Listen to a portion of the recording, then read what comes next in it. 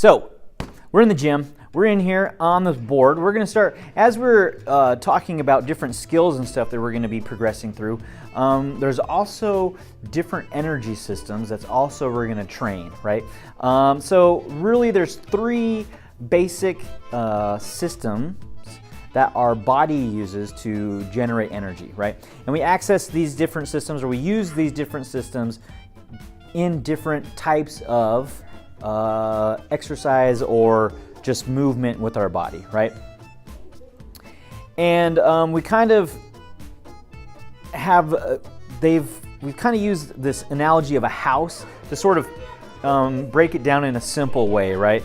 So if you imagine your house, there's three different systems in your house to sort of make it run, right? You have electricity, you have the plumbing systems, and then you have ventilation, you have the air, right? And so that kind of translates and mirrors in our body, right? So we have electrical system, if we're going to consider that brain and nerves, right? And muscles and all of those firing, right? We have plumbing, which is our blood vessels, and we have ventilation, which is our air, lungs, that sort of thing, right? So in these energy systems, if we can relate it to those three different systems, right, in the way that we will experience, or the way that we know that we're using these different energy systems.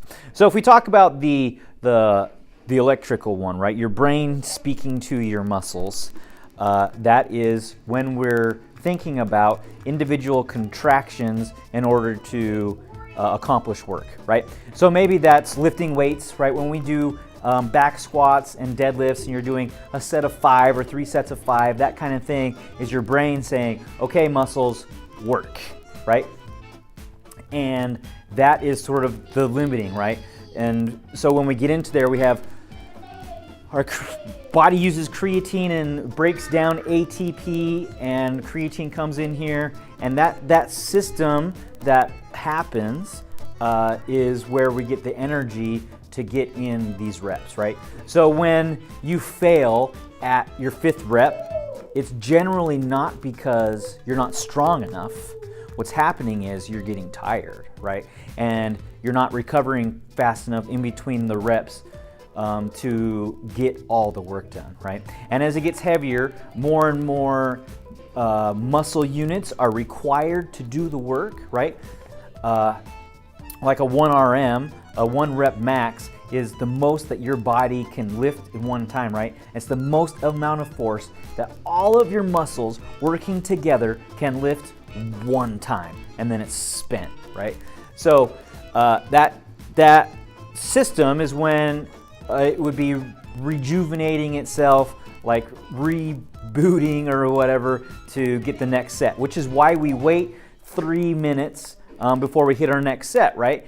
And why we extend rest. If you can't get those reps, it's usually because you didn't rest long enough. Your body wasn't able to rejuvenate enough energy for the next set, right?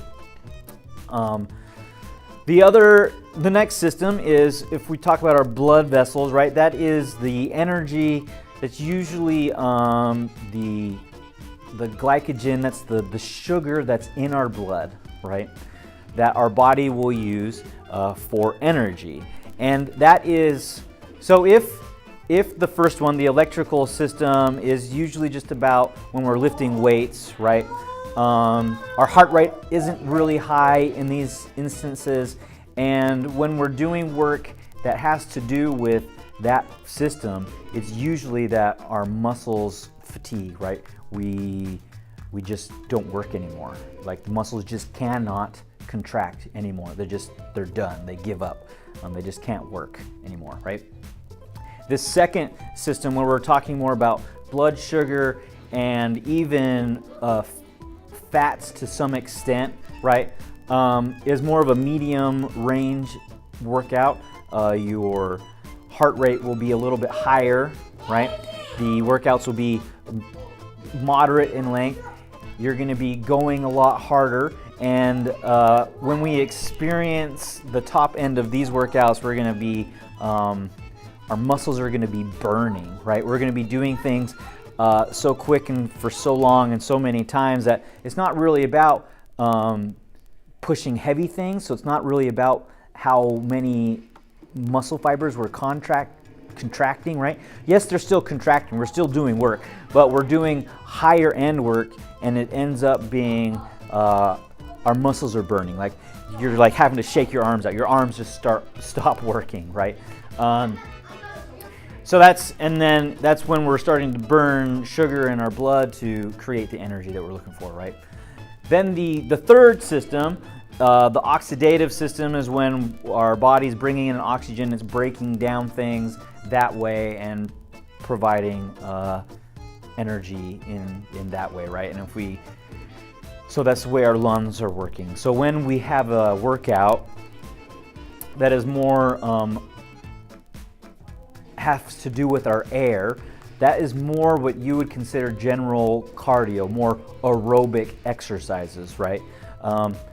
Where we're using lots of air to oxidate the energy in our body so that we get energy, right? It's oxidating the fat. It's turning fat into energy, right? And that is an oxidative process. And so these exercises, right, these workouts, when they're getting harder, you're just gonna be out of breath. Your heart rate's gonna be really high, right?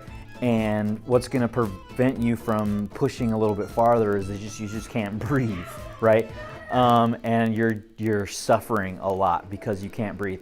It's not that your muscles are burning or any of these things. It's not that your mechanics are failing you. It's just that you can't breathe enough to continue moving, right? And so we've got 3 different lengths of workouts is the easiest way to think about it, right? The longer we go, the more it's going to be about how much breathing we're able to do and that sort of energy system, and the shorter they are, right, it's more of a creatine phosphate, ATP cycle that's happening, right? And then we have in the middle is when we burn some fats, mostly all the sugars and glycogen that we have in our blood, right, is when we're going to use the different systems, okay? And we go from my muscles giving up and just not being able to create enough force to do a thing anymore, to there's this burning sensation in your muscles that starts to happen, right, to I just can't breathe enough to continue working, right? So we have 3 different energy systems, and in these workouts we're going to start to focus on training the 3 different systems, and you'll notice that you'll get evaluated on which of your energy systems are better, which ones are weaker, and you'll have an opportunity to then go, okay, well, if I want to continue to improve, here are some areas that I can focus on to get the most bang for my buck, right?